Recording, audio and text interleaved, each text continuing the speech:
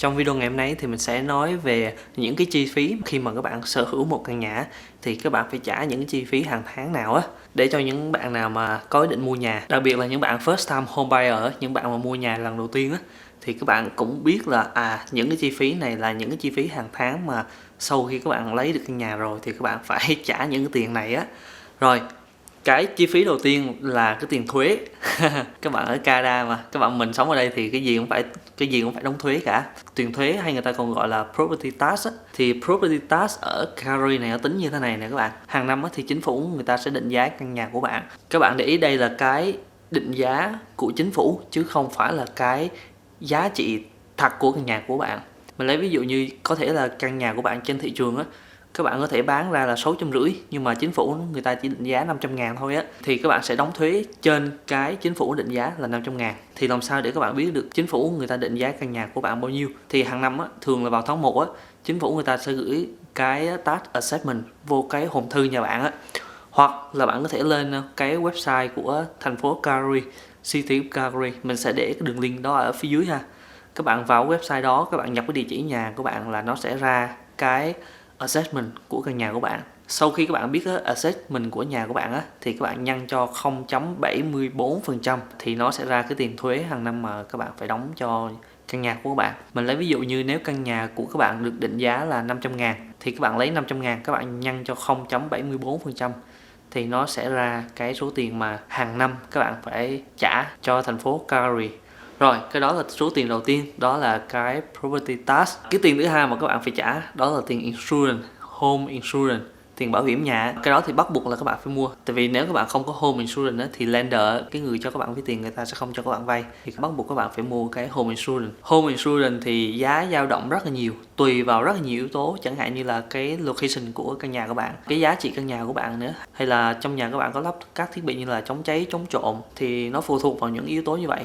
Căn nhà mình bảo hiểm là 230 một tháng, thì mình thấy là cái tiền bảo hiểm của căn nhà mình là mình thấy là tương đối cao á, so với những cái căn nhà khác. Mình thấy có nhiều bạn chỉ trả là 100 đồng một tháng thôi, có bạn thì trả 150, có bạn thì trả cao như mình là 200. Thì mình thấy là các bạn cứ shop around, và nếu các bạn muốn làm giảm cái tiền bảo hiểm xuống thì các bạn lắp thêm những cái thiết bị như là chống trộm, chống cháy. Thì nếu nhà các bạn có những thiết bị đó thì nó sẽ tiết kiệm tiền bảo hiểm hơn. Thì đó, tiền bảo hiểm thì dao động mình nghĩ là khoảng từ 100 tới tầm 250, 300, nói chung là tùy nhà, tùy location. Đó là tiền thứ hai ha, là tiền bảo hiểm. Rồi cái tiền thứ ba là những cái tiền như là utility. Tiền utility là những cái tiền như là điện này, tiền gas này, tiền nước này, tiền thu rác này. Thì ở Calgary này có một cái thằng gọi là Enmax, thì cái thằng này nó đứng ra nó cung cấp tất cả những cái service luôn. Nếu các bạn shop around thì các bạn cũng sẽ thấy là có nhiều thằng provider khác, nhưng mà mình thích xài Enmax đơn giản là vì thằng Enmax này nó cung cấp từ A tới Z, cho nên mỗi tháng mình nhìn vô cái bill á, mình dễ quản lý và mình chỉ trả tiền cho một thằng Enmax thôi. Thì đây là cái bill của mình hồi tháng 2, mình sẽ mở cho các bạn coi ha. Đúng là tháng 1 chứ, tại vì cái bill này là từ ngày 6 tháng 1 tới ngày 3 tháng 2. Thì cái bill này tổng cộng là mình trả là 408 đồng. Như các bạn thấy trong này thì nó ghi rất là rõ những cái tiền nào luôn này các bạn. Tiền điện của mình là 113 đồng 94 cent.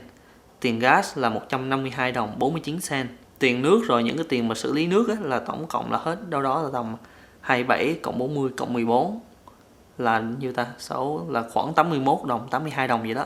Và cuối cùng là tiền thu rác là 45 đồng.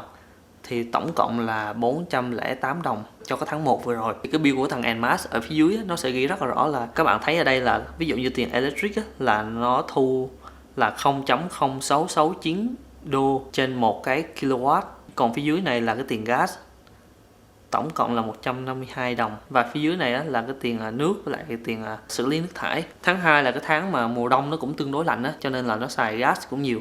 Chứ mình nghĩ thì mùa hè nó sẽ rẻ hơn. Và cái tiền gas hay tiền điện thì nó cũng phụ thuộc vào cái nhà của các bạn như thế nào nữa. Nhà mình thì là nhà bi-level thôi, chỉ có 1.000 square feet thôi, thì nó cũng tương đối bé. Nhà mình thì có 4 người lớn. Thì đó là ba cái tiền chính mà các bạn phải trả, là tiền thuế, tiền bảo hiểm và tiền utility. Ngoài ra thì chắc chắn các bạn cũng phải xài internet rồi đúng không?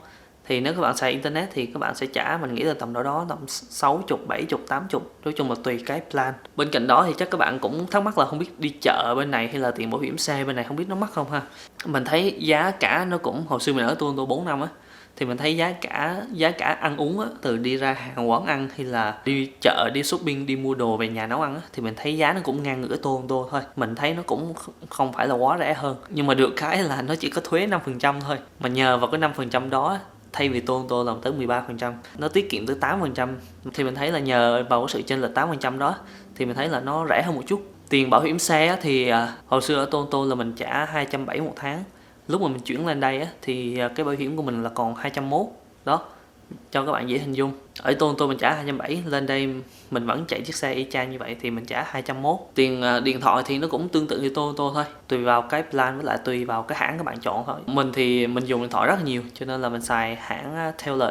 Taylor đây mạng rất là mạnh, thì mình trả là 70 đồng một tháng, 20GB unlimited, giống như ở Toronto thôi. Nếu các bạn muốn tiết kiệm thì các bạn xài những cái hãng bé hơn như là Charge Mobile nè, Freedom nè, Kudo nè. Nếu các bạn thắc mắc là nếu các bạn thuê nhà để hết bao nhiêu á, thì mình lấy ví dụ nè. Lúc mà mình mới lên Calgary á, thì lúc đó là mình thuê một căn hộ 2 phòng ngủ 2 bathroom ở bên Brooklyn á. Brooklyn là thuộc dạng là gần downtown rồi đó. Thì hồi đó mình thuê là, mà căn hộ nó mới nha chứ không phải cũ đâu, thì hồi xưa mình trả là 1.550 hàng tháng. Ngoài ra thì mình chỉ cần trả thêm tiền điện thôi, tầm 50 tháng, với lại tiền internet nữa. Còn nếu các bạn đi thuê phòng á, thì mình nghĩ là nếu các bạn thuê phòng thì nói chung là tùy nhà, tùy location thôi.